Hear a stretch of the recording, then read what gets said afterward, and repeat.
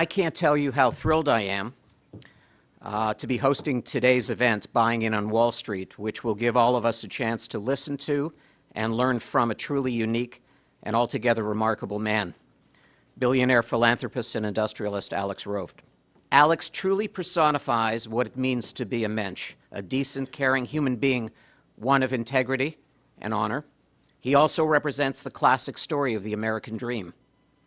From his humble Jewish beginnings in what is now Ukraine, he rose through intelligence, hard work, and desire to become one of the 400 wealthiest people in America, a country that he has embraced as a citizen.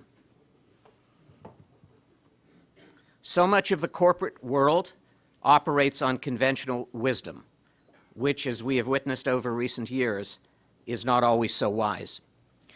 But today we'll step away from customary practice and step into the world of intuition, risk, and self-determination. We'll enjoy a rare opportunity to gain insights from an investor, business leader, humanitarian, philanthropist, and family man deeply rooted in his heritage, and frankly, an exceptional human being that I'm honored and eternally grateful to call my friend. I recently came across a well-known book of photographs from the acclaimed Russian-born photojournalist Roman Vishniak, titled To Give Them Light. The foreword of the book is written by Nobel laureate Elie Wiesel. Vishniak recorded the fragile beauty of pre-war Eastern European Jewish life, which would soon be lost in the ruins of World War II. He captured images of people in the cities and shtetls, those small provincial villages, the aged rabbis walking the cobblestone streets, rag dealers and farmers, young students, their eyes bright with hope, learning Torah by candlelight, families bound by tradition observing the day of rest, images illuminated with authenticity and heart. He captured these on film and in dialogue to record and remember a special universe on the cusp of being comprehensively and cataclysmically destroyed by malignant evil. Two aspects of this book struck me in relation to my feelings about our speaker today and his amazing life. First, the uncertainty and fragility of life, vibrant one moment and then gone the next. And second, the will and determination of a special individual to return hope to the place and people of his heritage, to once again give them light. Let's take a step back in history for a moment. Mukachevo, also known as Munkach, the capital of Carpathian Ruthenia, was an important center of Jewish life and culture. By the late 1930s, nearly half its population of 27,000 Jews were living and thriving actively in the town. In April 1944, its world would drastically change. The Germans began the systematic, massive deportation of Jews, and by May 1944, the city was deemed Judenrein, free of Jews. After World War II, Mukachevo's 30 synagogues were then seized by the Soviets. Roman Vishniak said that his Mukachevo photographs revealed all that vanished with the destruction of the shtetl. So what does this have to do with Alex Roeft? We're here to see a successful man about real estate. Well, everything. For these captured images of daily life are not too dissimilar from those that a young Alex experienced firsthand in Mukachevo, the town of his childhood. They are images that would be etched in Alex's mind and heart forever. And although as a child he did not directly experience the atrocities of World War II, he felt his family's enduring pain and loss, in which his mother barely survived Auschwitz, while most of their family and that of Alex's father were sent to the gas chambers. Alex suffered the burden of growing up then, after this, under an oppressive communist regime. This was the turbulent world that young Alex and his brother George inherited. It was the experience of a restrictive cultural landscape, one of severe oppression of social and individual expression of freedom, that shaped who Alex was to become and how he would view and navigate life's challenges. He now owns more than 30 properties around New York City, not to mention extensive holdings throughout Europe. One of the properties we're all here today to listen about, to hear. It's the iconic Bankers Trust building at 14 Wall Street. The ziggurat-top building, the profile of which was so iconic that it became the Bankers Trust logo, is one of the most picturesque and noteworthy neoclassical skyscrapers in our city's horizon. Designed by Trowbridge and Livingston, who were also responsible for the New York Stock Exchange, the Hayden Planetarium, and the Museum of Natural History, it sits across from the Exchange at the heart of the world's most important financial district. Fluent in 5 languages, Alex has a broad international vision that has served him well in all of his businesses, including real estate. He thinks globally and in the long term. His vision was very much on display in his acquisition of 14 Wall Street. In fact, in some ways, the deal is emblematic of Alex's entire career. Warren Buffett once advised investors to be aggressive when others are fearful, and fearful when others are aggressive. He might as well have been thinking about Alex Roft when he said this. Built in the early 20th century, the Bankers Trust building was expanded during the Great Depression at a time when almost everyone else was fearfully retrenching. Similarly, Alex purchased it in 2012 through a fast and astute debt maturity transaction for just over $300 million, all cash.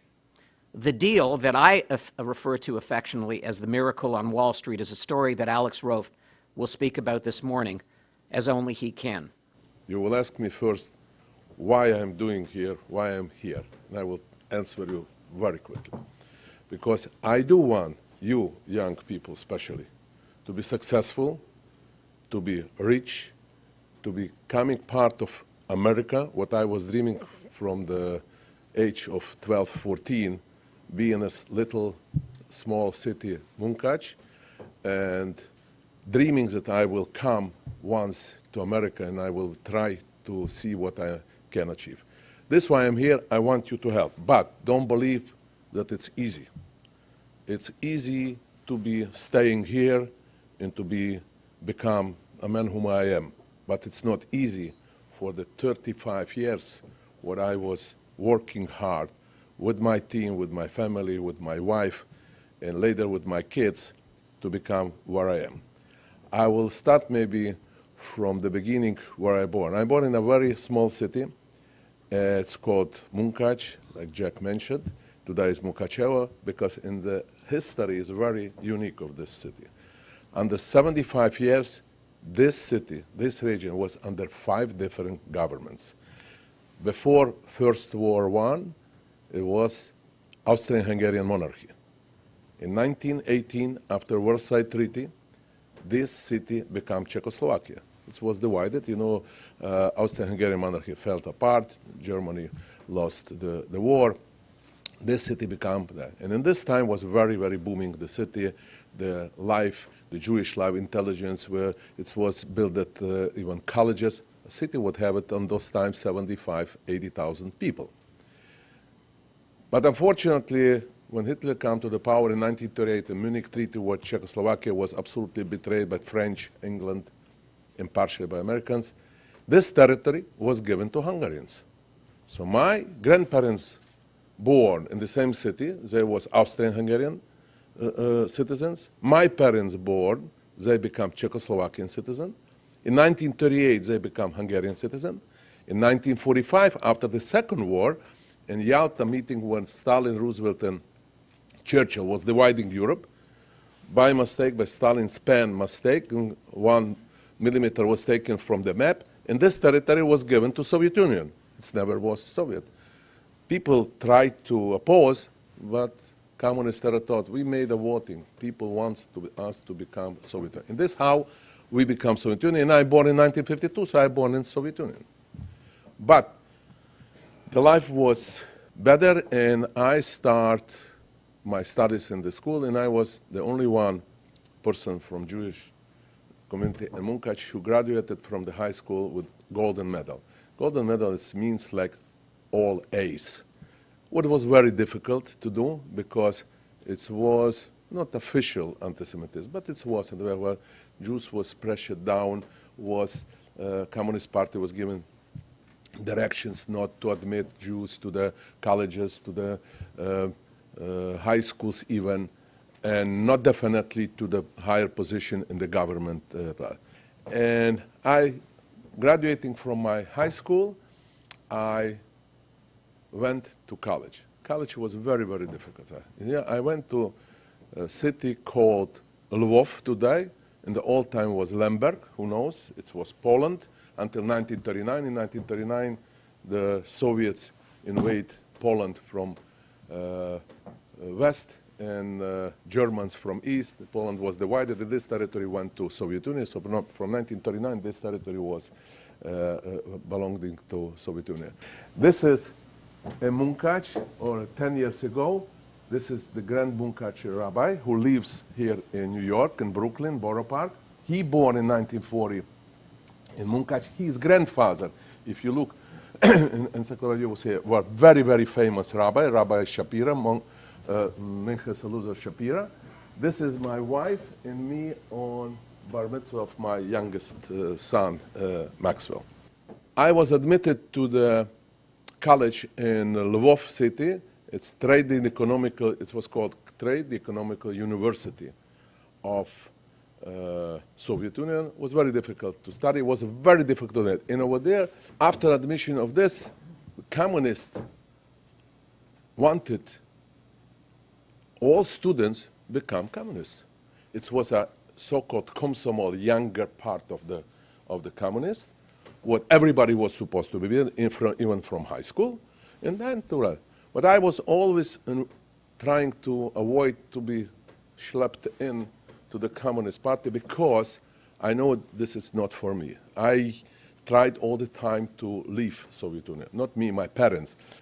So graduating from the college, I went to Hungary. I was able to move to war with some tricks also, what is not, I don't want to take your time. But starting in Hungary, I was talking Hungarian, I was speaking Hungarian, but I wasn't speaking on the level that I was able, with my college degree, to start working somewhere. So I went to the fruit and vegetable store to work like a hard worker. I was working for 6 months on my shoulders, taking bags and potatoes, 20 kilos, 40 pounds, 50 pounds. But at least I was trying to learn the language also, because for me this was after 6 months I was admitted to the salesperson. I was able already to stay and to sell fruit and vegetables in the real estate, in the retail store. After a short period of time, I was taken to the center office, and this company, it was Demi-Gross company. Demi-Gross means they had wholesale and retail, and it was 5,000 employees in the whole system. So it was a huge, in Europe was maybe the biggest Demi-Gross commercial, but it was everything government. Even Hungary wasn't so communist, but it was socialist country. And my philosophy was always, try to do something your own. Don't follow just books. I'm not saying to follow this, what I am saying, the books. You have to read the books. After I was admitted, I was very short. In 2 years, I was promoted and I became chief of whole Hungarian supply of fruits and vegetables, and I start to invent new things. And I would just tell you one episode, what was one of the things what pushed me out from this country. Even I was 27, 29 years old, a young man. Already my son was oldest son born, the youngest son born already in America, Max. So Philip born in Soviet Union, Lemberg, where I met my wife, and I married her, and when she was also a student 1 year later, after I was studying in college, I met my wife, and then we was dating, and then I married in 1974. So in order to bring my family to Hungary, you couldn't bring. My wife couldn't immigrate from Soviet Union, even I was already a Hungarian citizen. Because in order to bring my wife, I was supposed to prove that I have, let's say, 40 square meters of apartment or government, and you couldn't buy this, because like here, you go and you buy if you have money. First of all, I didn't have money. You have to get this apartment from the government.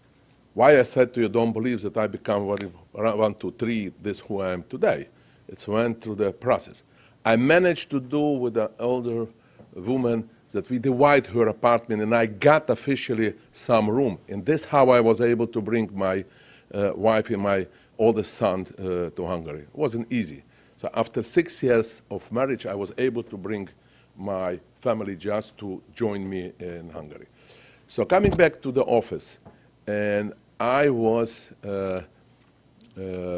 starting working like a chief of food and vegetable, and I got under myself, I got 4 deputies, and I had 1,560 people after me. This was the transportation department, this was storage department, this was the distribution, this was the orders taken, and I start increasing dollar. And I have to tell you, this is everything government. So, of course, I was admitted, I was awarded with different kind of plaques and others that I'm doing with the business, and I still wanted something to do different. And the general director of the whole corporation called me once, and he liked me. He was a real straight man. He thought, you know what, we have some different kind of preserved fruits. What the date of expiration will be in 2-3 months, and we will lose millions and millions of Hungarian forints. Can you find something? Yeah, I told you, if you give me a free hand, I will try to do my best. So I'm giving you a free hand, but I have to explain to you, in those times, if here is the boss, and I'm the boss of the company, if I'm giving free hand to my employees, nobody can stop him, because I give it as a sell it or do it, whatever you want, just bring the results. Over there it was different. He gave it me free hands. I brought in 10 women who was on the they delivered babies, they had small babies, they were sitting at home, but they still have a time, 3, 4, 5 hours a day. And I told, come to me, I will give you this goods to sell it, and go door to door to the stores, try to sell it. And from the profit of 12% what our company have, I will give you 6% to you. So everybody started, and of course I give it some goods to him to also to sell it, like bananas, oranges, and some specialties, what you will not believe. But 30 years ago, even in Hungary, don't forget about Soviet Union, you couldn't buy in store bananas or oranges, or even apples during the winter time. It wasn't. So it was a product was given just to the stores where, where foreigners are coming, that they should see that, oh, how good the communist countries are living. So I gave it this opportunity to these women, and after 2-3 months, boom, boom, they was selling almost everything, and they start making money more. There was with the 6%, more like me or even like general director. So I got offended by the our company's union chairman coming to me and said, "What you doing, Carlos? Are you crazy? How you can allow that? Women are working not ever." I said, "Listen to me. Me personally doesn't bother. They're making more like me. If we will not do this, in 2 months or 1.5 months, we will lose millions. This way, we didn't lose. We made money. We made another 6%. We give it to him 6%, but 6% we still made it. We didn't lose 100%. You have to know. No, this cannot be." So this where I start to wake up that, the communist theory of the economics and I graduated from Trade Economical University. I know what it is. But this was in practice. This was theory, what I got in college. In practice, I received it. Come on. The general director, who is very nice, he understood it, but he couldn't do nothing because the system didn't know it. So Alex, try to make it something like that. I said, you know what, let's make it 3%. Let them make 3%. 3%, they will make it, maybe they will make less. I called the women, they was upset a little bit, said, Alex, why? I thought, listen, you understand that I cannot do more. This is, unfortunately, not my business. And okay. Of course, I start working more, but they made it less, but still a lot. You cannot imagine what happened. Everybody, including the secretary of Communist Party, came to me and said, what you're doing, this is not where everybody has to be equal. So what's equal? They're equal. They're working hard. They're bringing profit to the government, finally. They don't care. They just have this, that they cannot, a worker cannot make more like the boss, period. and I was almost offended criminal with criminals. This is some criminal. This was called business here, business. It was criminal, you believe it or not, it was criminal. And so I will give you one update. This is Hungary, where I was awarded, this is Ukrainian highest award for gold medal, what only one foreigner, and I'm the one foreigner, has in whole Ukraine. No other foreigners have. Locals have 3 awarded from the president, what is highest award in Ukraine. And I'm one of this who got this for my work between Ukraine, Hungary, and United States. I'm also honorary consul in Hungary because I still have another citizenship, not just United States. I have also Hungarian citizenship also. So this is my brother. This is my childhood friend, who is also Carpathian in this. This was 2 years ago picture. I understand that in Hungary that I don't have what to do. That if I want to be something different and to give my ideas in business, and I always wanted to make a business. When I was 14 years, I always wanted to be a businessman. Always. I was dreaming to become a businessman. I was reading books. I was studying. And that's why I went to Trade Economical University to understand. It's called Trade Economical University. It will equal here to the, I don't know, what is economic school, like London Economic School or Economic School of New York. So I start thinking that I have to move. Actually, in 1977, I came first time to United States alone. My parents wasn't here. My parents came here in 78. I came to my uncle, the only one uncle who survived, my father's oldest brother, for a visit. I wanted to know what is America. I was 25 years old, but I wanted to see, and I will tell you, I came here, I hardly speak English, I didn't speak English, and I didn't like it. I was here for 1 month, I didn't like it. Why I didn't like it? I wasn't able to see America, how America is, even New York. My uncle had a luncheonette in Brooklyn, so I was driving between his house, what was 2 blocks away, to his luncheonette to have a breakfast, to stay with him, to talk with him, and I spoke to him just Yiddish because I couldn't speak other language, or maybe Hungarian, but his Hungarian wasn't so good like mine. And I didn't have friends here, so I left, and I thought, no, I will stay. Then came again the situation what I just mentioned to you when I was offended that for illegal business, that I'm doing business for other people, they was able to make more money. I came one more time in 1982 to the United States, and I have already here friends who came, my childhood friends who came from Carpathian, who came from my colleges, and my parents was there. I was staying by my parents more like for a month, and I went the first time they took me to Manhattan, to Broadway. I can start, here is life booming. This is where I start be in love with America, especially with New York, because I understand that here is the city opportunities. And I starting from 82, 83, I start working on my way out from Hungary to the United States. Arriving to the United States in 1985, November 15, will be 29 years this November, I start working hard again in the store. My friend Jack Newman just mentioned that I started in Delhi. I went to Delhi, but I didn't speak English. So in Hungary, I have a manicure and pedicure here. I didn't know that. I didn't want to spend money for it. I went to the store for Delhi, first Delhi store, like a salesperson. But thank God it was in Borough Park. Half of the customers was Yiddish. They were speaking Yiddish. I was able to communicate with him, but I couldn't speak English. But at least couple words. Somebody comes, give me pastrami. I didn't know what pastrami means. So I went back and what is pastrami? He told this. So I know how to cut and to give it to him. But after 2 months, I was invited to my cousin who has a jewelry business in 45th Avenue in Manhattan. And he was producing chains, different chains, pendants, bracelets. So I became a salesperson. How I become a salesperson? Honestly, I don't know myself, but I will tell you how. I pick up with my brother. He was already working. My brother was 2 years before me. I pick up in the Rolls golden chains. And I went to the streets in Manhattan. And I saw a jewelry store. I went in the jewelry store. So I thought, here, with my perfect English, I show with them here and there. First, the honest, I didn't went to the big stores. I went to smaller stores. But later, I got to the bigger store.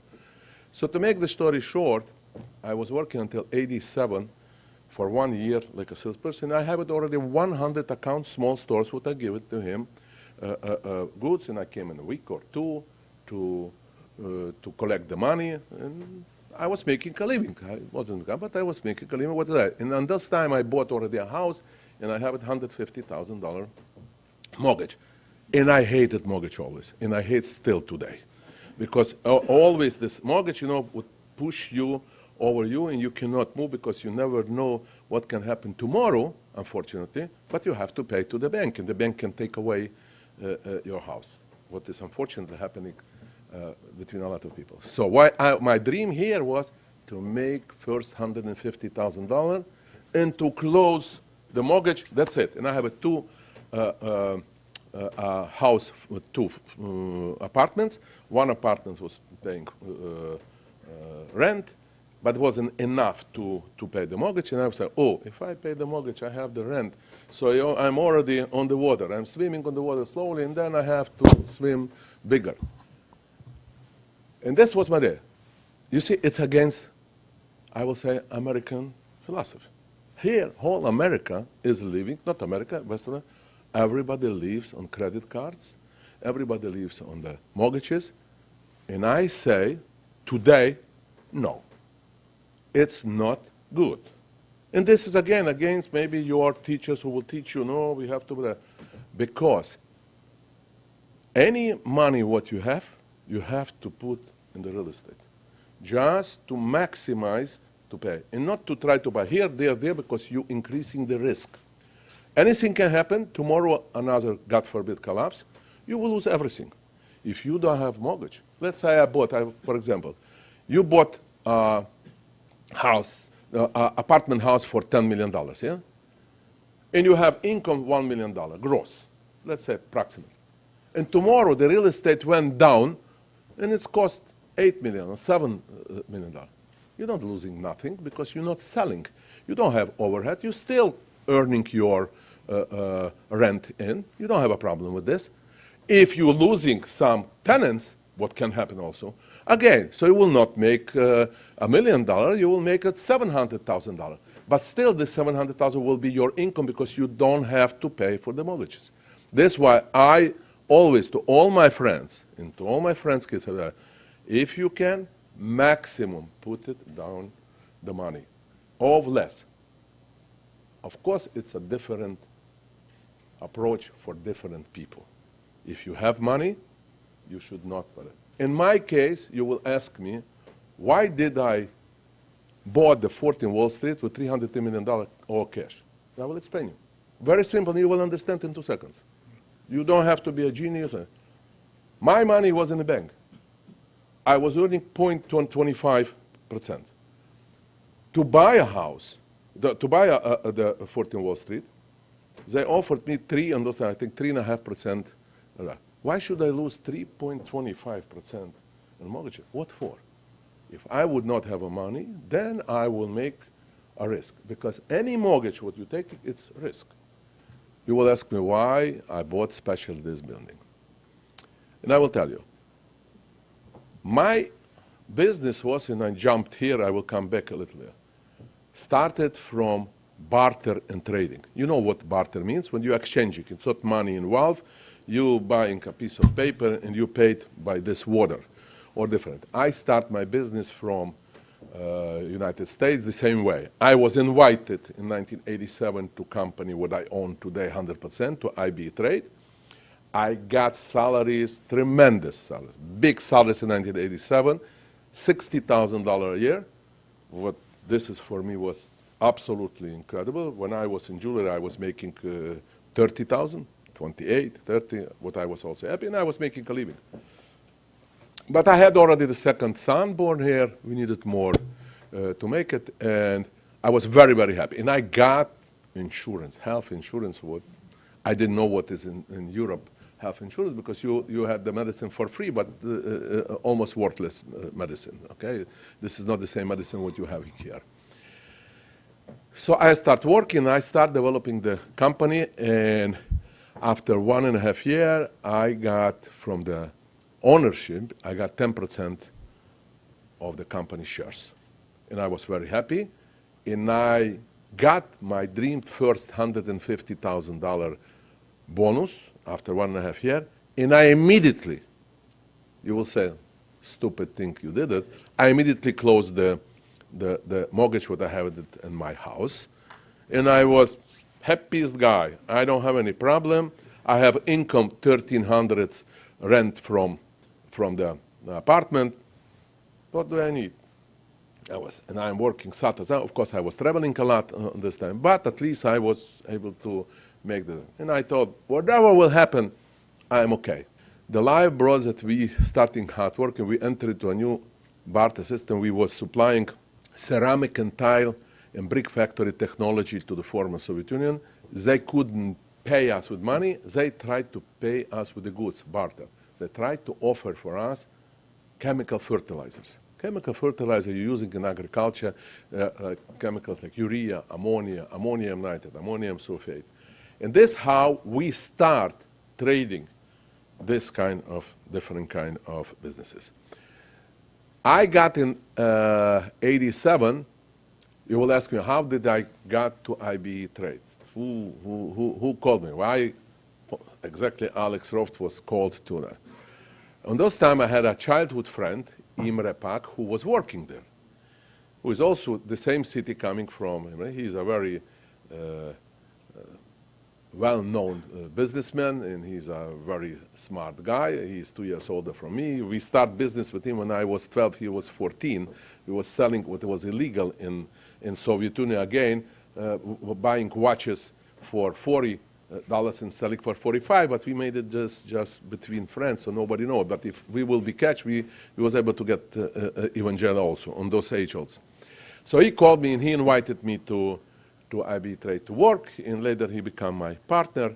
Now he's my still a good friend. He is semi-retired, but he's okay, thank God. And this is how I got to IB Trade. So working in IB Trade later, we start developing new systems on the barter, and we made first big money. So earning money, you start immediately thinking, what should you do with the money? Because I personally, again, don't judge me wrongly. I don't believe in the money. I don't believe in the money, in paper money. I believe in goods. And I advise everybody, whoever has money in the banks, buy it anything, but not the money. Because the money, you cannot feel it. And the inflation of money is high. Even government can admit 3% or 5%. I'm saying it's almost double. Because you can experience also everything becomes more expensive. But if you invest in anything what you want, I'm not talking just real estate. Of course, we are here just to concentrate more on real estate. But if you're talking about real estate, I will say the following.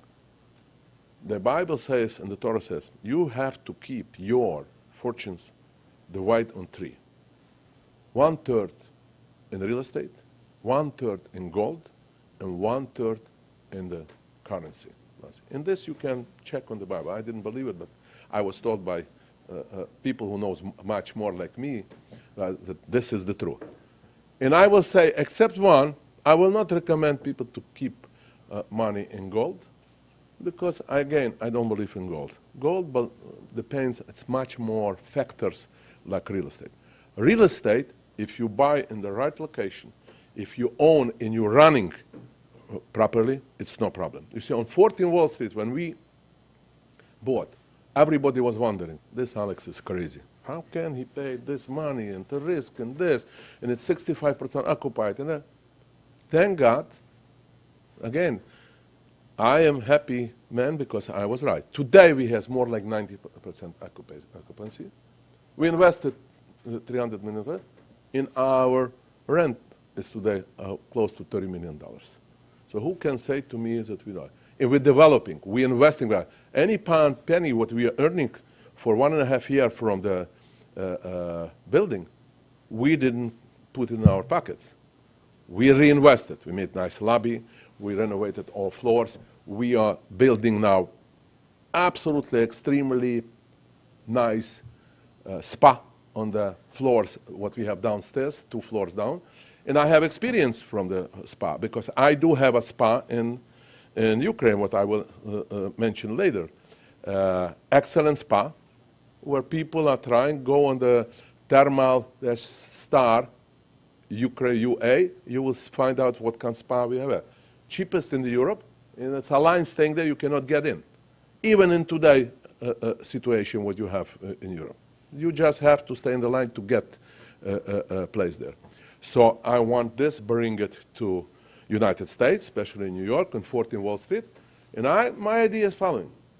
What is wrong if the business people around Wall Street, after the work, will go and get sauna, a drink, maybe a sandwich, light food, something, with the friends, whatever, I'm sure they will come there. If you will say that this will be immediately profitable, I will say no. But definitely in short period of time will become profitable. That's why I'm bringing specialists from Europe who's making, again, different, like I told you before. I'm not doing everything like it's by book. I'm doing different. I'm bringing from Europe specialists who knows the way how they made it there to make it the same or even better here in New York. We renewed all floors. We rented 3 floors for America. You know America company, one of the biggest insurance. They rented by us right away 3 floors. Of course, the previous tenants was paying $46, $48 per square foot. We realized this is not the market today. It was market before the crisis. We reduced to 33, 34, and we're renting now all floors into 10 years leases. But you have to know one more thing. Most, I will say majority of the landlords of these buildings, they know just where their building is, but they're not participating on the daily work. I personally, almost every Thursday, coming to the meetings, to the 14 Wall Street, and participate with the management company, with my management company, on every week what they have to do. I know all security guy who's coming, I know all personnel, and people know me, and the tenants know me also. And they're saying, oh, it's unusual. Usually a landlord is not coming here, he is not. But I do want to control. Whatever orders you're giving, you have to be sure that this will be done the way how you want. Because then it's your responsibility. If somebody from between your people wants to say, you know what, boss, I'm suggesting you that I will do this and I will do this, and I will be responsible for it. I'm sure this is the way. You have to give them this opportunity. Of course, you have to measure the risk if it's a risk there. If no, then you have to do it differently, absolutely differently. If yes, then go ahead, do it. Or otherwise, take responsibility yourself. If you know what the business is, and for me, I start real estate more like 15 years, but not so like today. After I sold my assets in Europe, in Russia, Ukraine, Hungary, we invested money, most of the money in real estate. But don't think everything was successful. I own fertilizer factory in the United States also, in Florida, okay? And we lost it. We lost the facility. I had several partners, and I don't want to blame on this, that they was wrong, and I was smart. Unfortunately, time showed that I was right. And this time, we owned the producing of ammonium nitrate and explosives were very booming. And we bought this factory. After 2 years, the gas prices, and I have to tell you just quickly, all fertilizers, like nitrogen fertilizers, are produced from ammonia. Ammonia is produced from natural gas. 70% of the cost of ammonia is the natural gas. So the gas prices went up in the United States, and the fertilizers and explosives went down. Explosive we were selling in South America, most of them, and the market and the mines, the market went down. So what we needed to put every month $500,000 in the basket to support the factory. Maybe for another year, maybe another year and a half. My partner said, no, we will lose it, let's lose it. If we lose it. And we paid $25 million to this factory. I had, not majority, I have just 40% of this stake. And I was thinking, you know what? I have a choice maybe to do it myself. But what I will get, if we will be successful, and I will just pay the money, I'm the risking the money because I don't want it, my partner doesn't want to put money in. If everything is successful, they will say, okay, hurrah, we're doing that. If we will lose, then I will just be losing myself. I didn't take this risk because this risk was approximately $10 to $12 million to continue to. We dropped it, we lost this factory. Less like in 2 years, the gas prices went down, was still very low today, and the fertilizers went up 2-3 times more. So I calculated if we will put in $12 million, we will be able to make every year minimum $24 to $28 million. But this is life. This is life. You cannot guarantee. See, if you're going into the water, definitely you will be wet. It's no other alternative. Oh, we have another picture. I will tell. No, this is picture from 14 Wall Street. But basically, I told you everything. You see, we made a nice lobby, and we changed the product. We invested all money after we bought to make more attractive, to make people coming to us, seeing that some changes are there. Don't forget, this building is over 100 years old. So it's not a new structure. But still, you see, I always loved antique. My house is in antique. Because this is what was made by hand. You cannot make it today by machinery. So this is the offices around. And this is offices already in lobbies, small lobbies, the floors. What is already made it by us. Didn't look the way how it was looking today. But would you go to the old building where you have the toilets, rooms? First, what I came in, I checked the old toilets, and I thought immediately change all. Because this is also the face of the building, not just the lobby. Because you're using you have to see it also. This is what I changed there. And I have to tell you, before I bought, I didn't went to the building. I saw in the picture, I didn't need it to see. I'm not an engineer. What should I see in the building? I looked the rent income, I looked the expenses, I looked economically. And then I decided I'm buying. And this is how I bought. You see, this is our lobby like it's look today. And with this, I will conclude, and I will thank for listening to me. Thank you very much. Jack? You talked about New York, you talked about real estate investment, and you talked a little about your holdings in Europe, but how long do you think New York real estate is going to continue to be good for foreigners?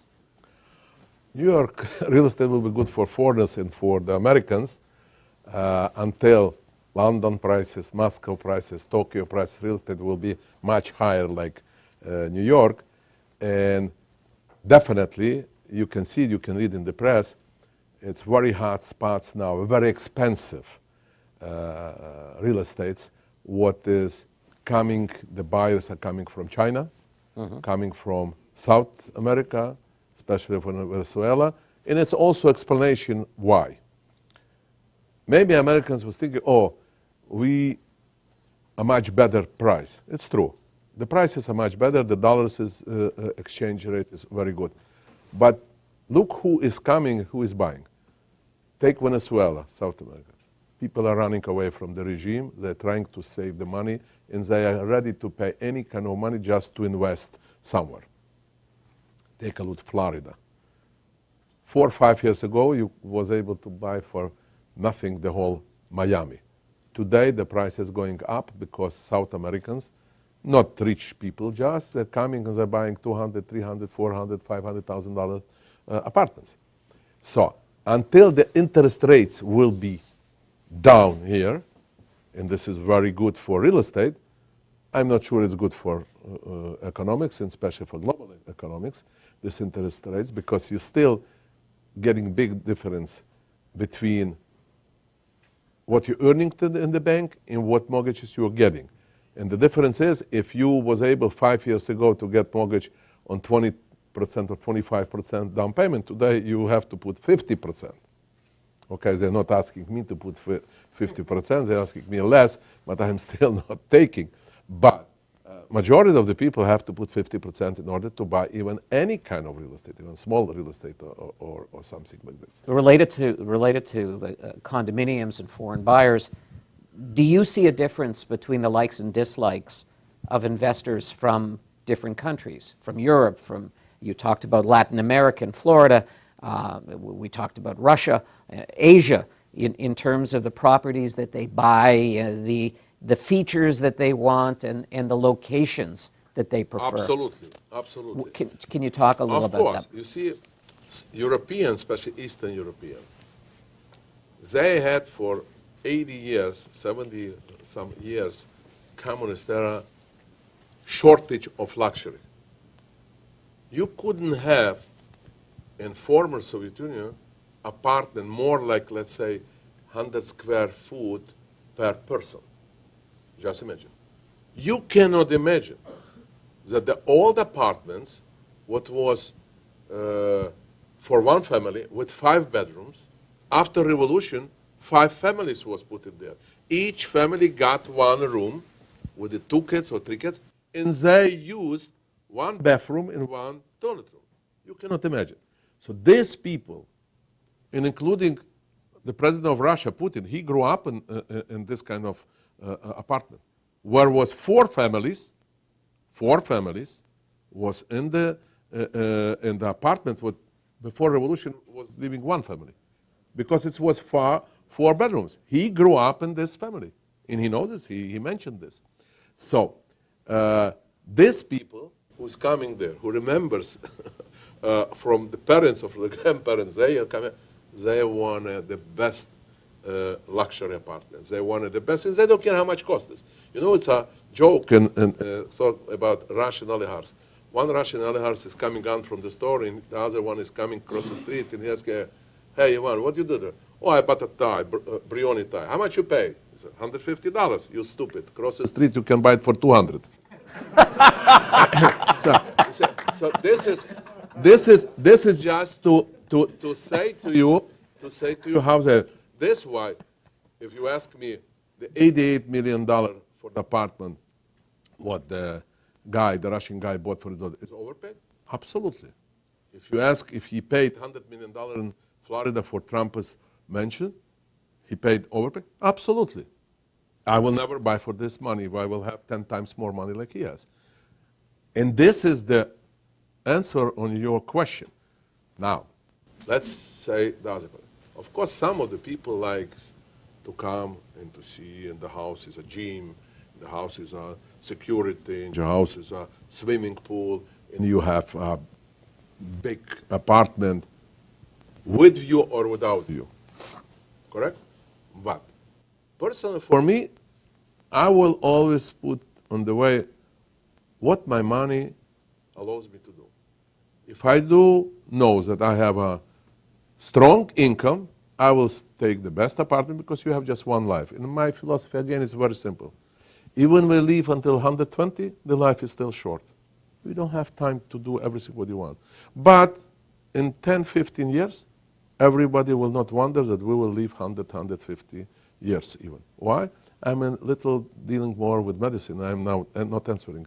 And I see how rapidly grows the medicine. You can see some amazing things what the medicine do today. So these young people, they will live 150. We will live just until 120.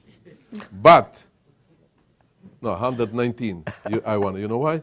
Because I wanted to be written on my grave, this guy depart earlier. 190. So these investors, and I call them investors, they're not coming here to live. They are trying to pull out the money from the countries where they are feeling it's not safe, and this includes South America, in China especially. You know, I do expect from China will be, in 2-3 years, they will be very hard jumping on the oligarchs, because it's not, again, don't forget, China is still... I'm sure, When you say very hard, what do you mean? What do you mean by that? They will put in jail the people. They will take away. You have example from Russia. Khodorkovsky, after 10 years, also just because he gave up, he went out from the world. What for? He So the was government's going to crack down on. Absolutely, absolutely. You have to understand that as worse the economy is in the country, the government becomes much stronger, including the United States. Including the United States, including European countries. You can see how stronger, and everybody is turning to the wealthy people because they're saying, oh, 1% of the wealthy people is controlling 50% of the whole world. No, oh, they have a big influence on the politician. I don't do any politics. So where's the safe haven for the wealthy? You're an international person. We know you're all over the world. For me, it doesn't matter anything what will happen economically. I will tell you why. Because I am 61 years old, so I can survive anything, whatever.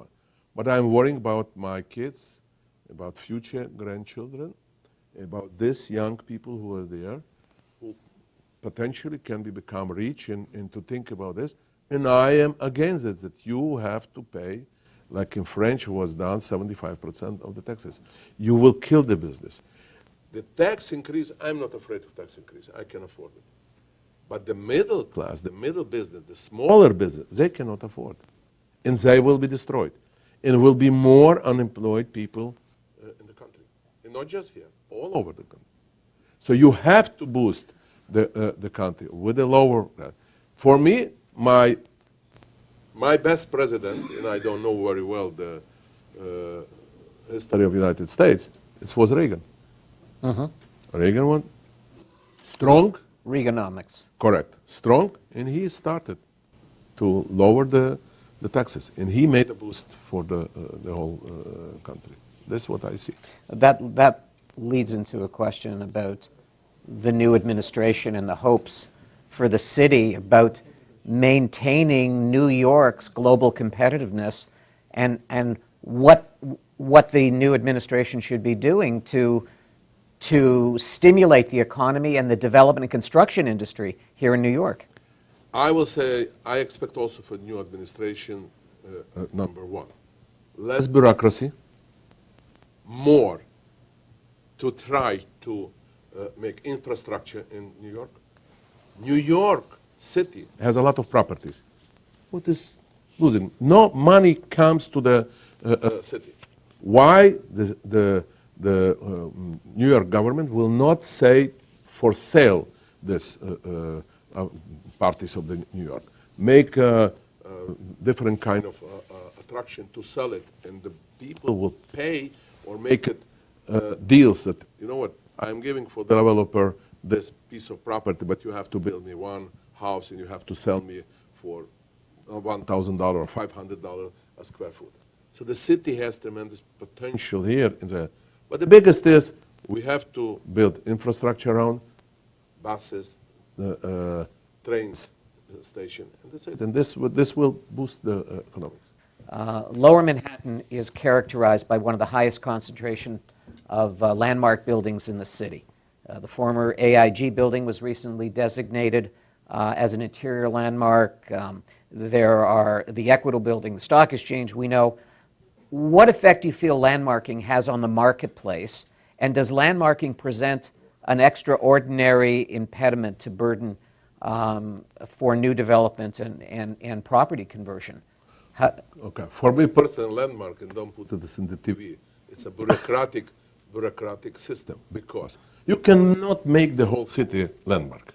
Of course we have to keep our history of New York, but you cannot make each and one building landmark. Why I'm saying? I bought a building, which is also landmark, for myself, a house on 6th Frank Sloan's mansion.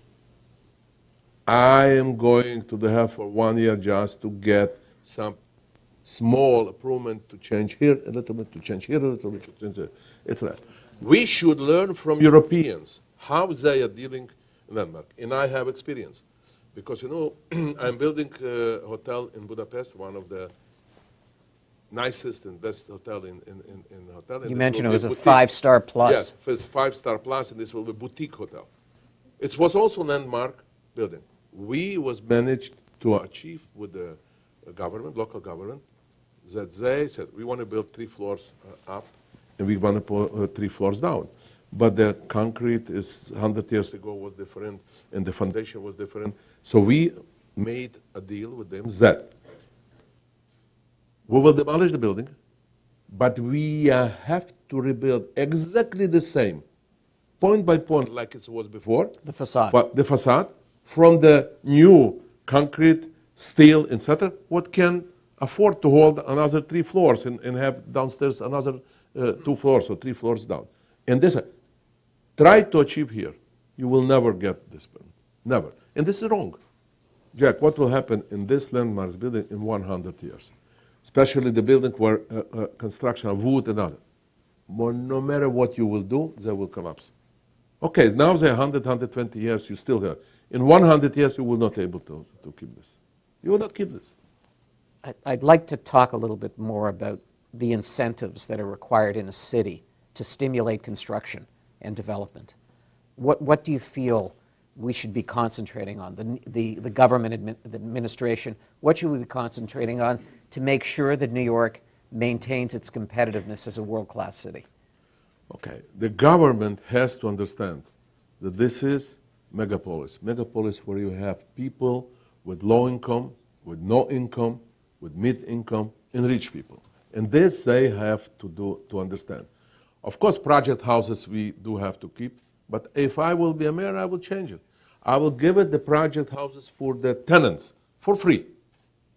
And tell him, from now on, you have the project house, you can do whatever you want, you can sell it, the city will not have expenses on it. Talking about affordable housing now. Yes, yes. And will make money because for the sales you will have sales tax. This is what I would do. Alex, I would like to thank you so much for coming here today and for sharing your unique vision with us and for making this truly an informative and I think a lively a morning of discussion. I know that all of us will leave here this morning with new insights and perspectives that will serve us all well. Perhaps those perspectives will provide us with a better appreciation of our own lives and what we plan on doing in the future.